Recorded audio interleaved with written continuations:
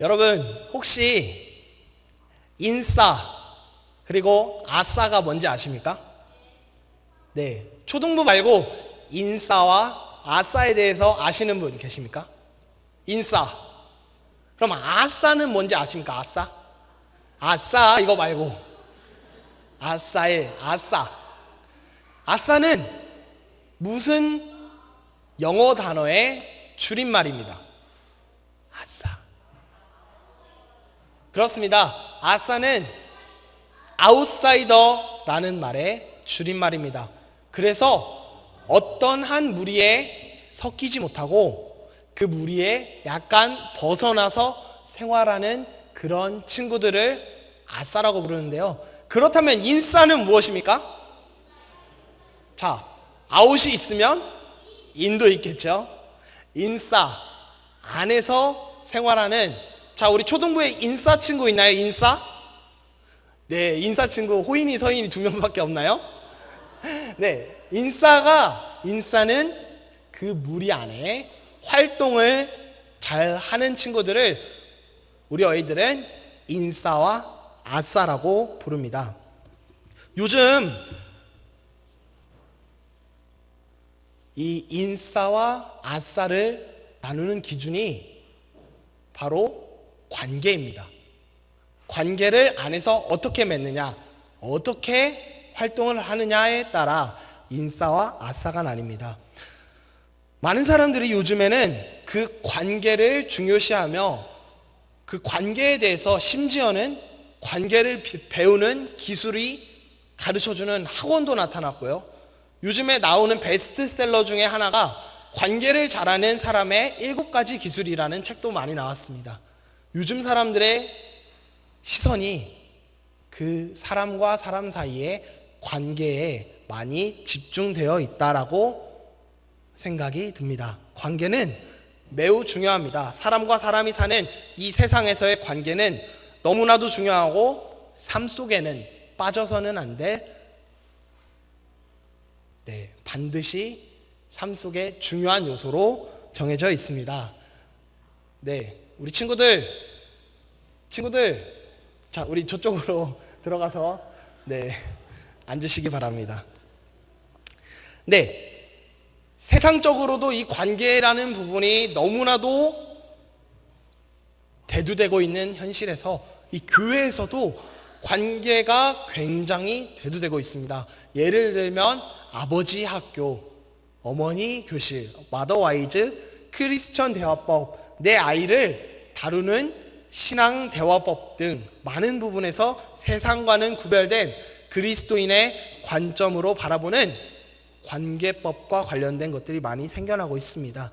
하지만 수천 년 전부터 쓰여서 전해 내려오는 이 성경에 벌써부터 이런 관계에 대한 지침이 쓰여져 있습니다. 바로 오늘의 본문 말씀인 골로새서 말씀의 저자인 사도 바울은 골로새 지역의 교회에 서신을 보냅니다. 이 서신이 바로 우리가 오늘 읽은 골로새서 말씀이고요. 골로새 지역에 있는 만연한 이단들을 대적하라라는 내용과 그리고 다른 사람과 구별된 그리스도인으로서 지켜야 할 관계적인 부분, 이 2가지에 대해 골로새 교회에 이야기하고 있습니다. 당시에는 헬라 문화, 즉 그리스 문화와 로마의 문화가 그 지역 일대를 지배하고 있었습니다. 누구나 다 알고 있는 철학자인, 우리 초등학생들도 알고 있는 아리스토텔레스라는 철학자의 가르침이 너무나도 만연히 그 지역을 지배하고 있었습니다.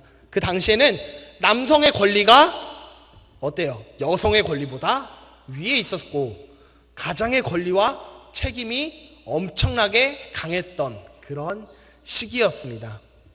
그런 상황 가운데서 바울은 오늘의 본문 말씀처럼 가정 안에서의 관계에 대해 이야기하고 있습니다. 우리 3장 18절부터 살펴보도록 하겠습니다. 3장 18절에 보면 아내들아 남편에게 복종하라 이는 주 안에서 마땅하니라 라고 이야기하고 있습니다. 당시에 그 상황에서 보았을 땐 아내들이 남편에게 복종한다라는 이야기는 결코 이상한 이야기는 아니었습니다. 하지만 지금 밖에 나가서 대전역 한복판에 서서 아내들아 남편에게 복종하십시오라고 하면 네, 맞아 죽는답니다. 경찰에게 잡혀간답니다. 자, 어떻게 생각이 듭니까?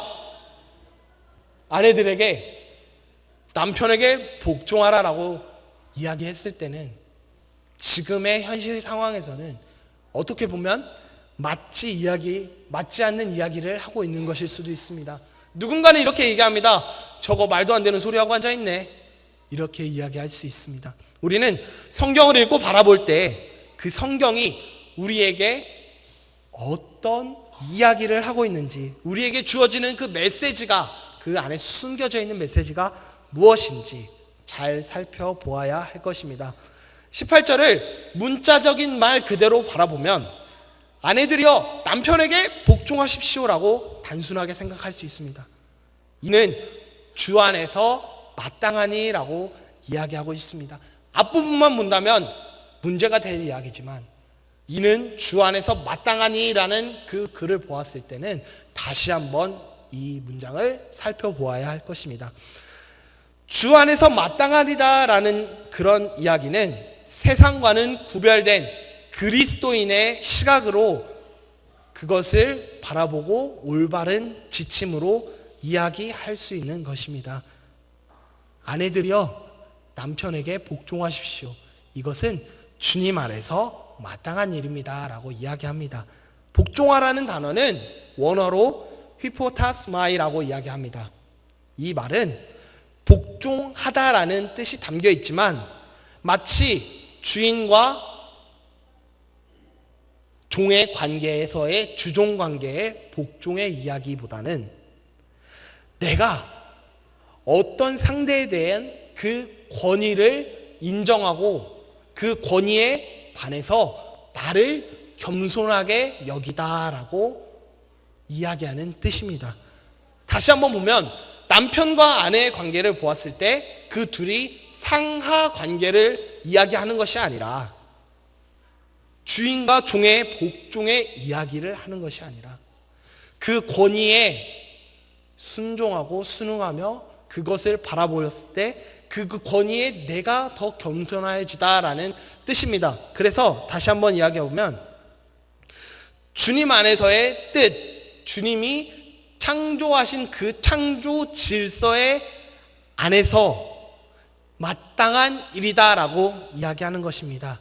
즉 하나님이 세우신 그 영적 질서 안에서 남편과 아내가 맺고 있는 그 가정 관계 안에 아내는 믿음의 가장인 남편의 영적 권위를 인정해 주어야 한다라고 이야기하는 것입니다. 문자적인 그대로 바라보았을 때 무저 복종하라 이런 것이 아니라 아내들이여 남편의 가정 안에서의 그 영적 권위를 인정해 주고 그것을 세워 주십시오라고 이야기하는 것입니다. 18절을 다시 한번 해석해 본다면 아내들아 남편의 권위에 복종하십시오. 남편의 권위를 세워주십시오.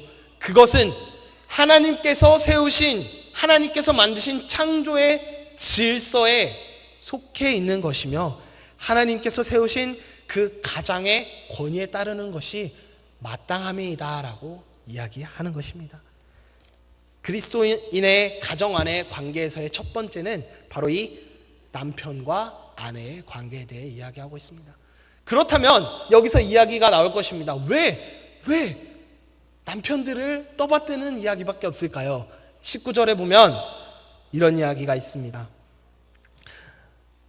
남편들아 아내를 사랑하며 괴롭게 하지 말라라고 이야기합니다.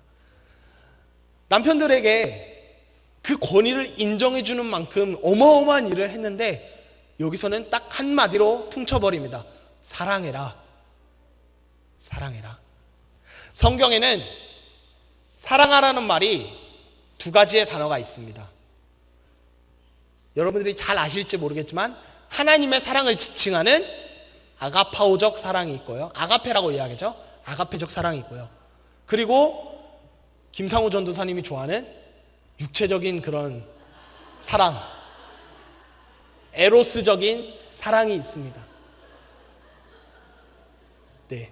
그런데요, 여기서 말하고 있는 그 헬라어의 단어는 아가페적 사랑을 너희 부인에게, 너희 아내에게 실천하라 라고 이야기하고 있습니다. 남편들아, 너희의 권위를 인정해주는 이 부인들, 하나님께서 너희를 사랑하신 만큼, 하나님께서 너희를 사랑하신 것처럼 너희도 너희의 지체된 너희의 부인을 사랑하라 라고 말하고 있습니다. 무슨 뜻인지 감이 오셨나요? 네. 사도 바울은 이야기합니다. 남편과 아내는 서로 상하관계가 아니라 서로를 채워줄 수 있는, 서로의 부족한 점을 이끌어줄 수 있는 그런 관계로 세워져야 한다라고 이야기합니다. 그리고 남편과 아내 이야기가 나왔으면 이제 자녀들에게 이야기하고 있습니다. 자녀들아, 모든 일에 부모에게 순종하라. 이는 주님 안에서 기쁘게 하는 것이다 라고 이야기하고 있습니다. 오늘 오전에 유병문 목사님 말씀이 자녀들에게 이야기했습니다. 부모님께 순종하라 라는 말씀을 전해주셨습니다. 이때 하나님의 명령이라고, 그것은 십계명에도 나와 있는 하나님의 명령이고 하늘로부터 내려오는 그 질서에 의해 자녀들은 부모에게 절대적으로 순종할 것을 이야기하고 있다라고 말씀하셨습니다. 그냥 순종하라는 것이 아닙니다.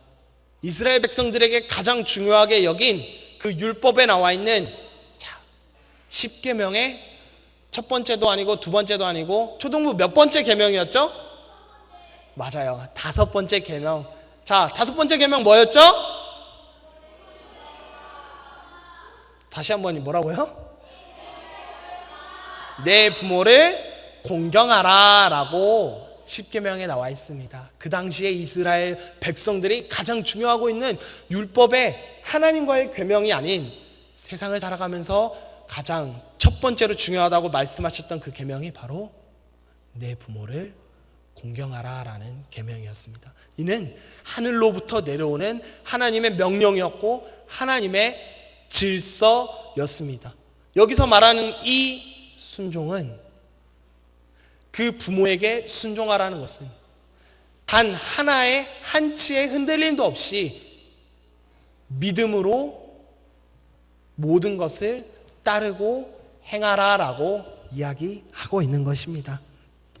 그런데 자녀들에게만 이야기하는 것이 아닙니다. 부모들에게 다시 한번 이야기합니다. 내 자녀들을 노엽게 하지 말지니 너희 자녀들이 낙심할까 함이라 라고 이야기하고 있습니다. 아이들이 부모님께 온전히 순종함으로 나아가는데 아이들에게 너희의 행실로 하여금 낙심할 만한 행동을 하지 말아라 라고 이야기하고 있습니다. 아이들에게 절대적인 순종을 요구하는 만큼 그 행실 가운데에서도 아이들을 실망케 하지 않는 부모와 어른이 되어라 라고 사도 바울은 이야기하고 있습니다. 이 성경에 있는 모든 관계적인 이야기들은 수천 년 전에 쓰여진 것이지만 그리스도인으로서 그것을 바라보았을 때는 지금 우리에게 사도 바울이 이야기하고 있는 메시지가 아닐까라는 생각을 해보게 되었습니다. 결론적으로 저자는 23절에서 이야기합니다. 무슨 일을 하든지 마음을 다하여 주님께 하듯 하십시오 라고 이야기합니다. 사도 바울이 이야기하고 있는 하나님께서 가르쳐 주신 관계에 대한 방법, 기술은 있는 그대로 문자 그대로의 복종과 사랑 그리고 순종이 아닌 주님 안에서 하나님께서 세우신 그 질서를 지키며 하나님께서 세우신 그 질서를 유지하며 질서 안에서 가정을 세워나가라라고 이야기하는 것으로 생각합니다. 아내와 남편은 사랑과 권위를 세워주므로 자녀와 부모는 순종하는 마음과 자녀를 존중하는 태도로 나아갈 때 비로소 하나가 되는 가정이 될 것이라고 생각하고 또한 바울도 이야기하고 있습니다. 사랑하는 성도님들, 초등부 그리고 여러분, 오늘은 어버이 주일입니다. 세상 안에서 세상적인 방법으로 관계를 맺으며 살아가는 것도 중요하지만 정말 우리가 이 어려운 현실 가운데에서도 하나님의 나라 안에서의 그 질서를 지키며 그 안에서 관계를 맺으며 살아갈 수 있는 하나 되는 가정의 비밀, 하나님의 질서에 순응하며 살아가는, 순종하며 살아가는 우리 초등부와 우리 모든 성도님들 되시기를 주님의 이름으로 소망합니다.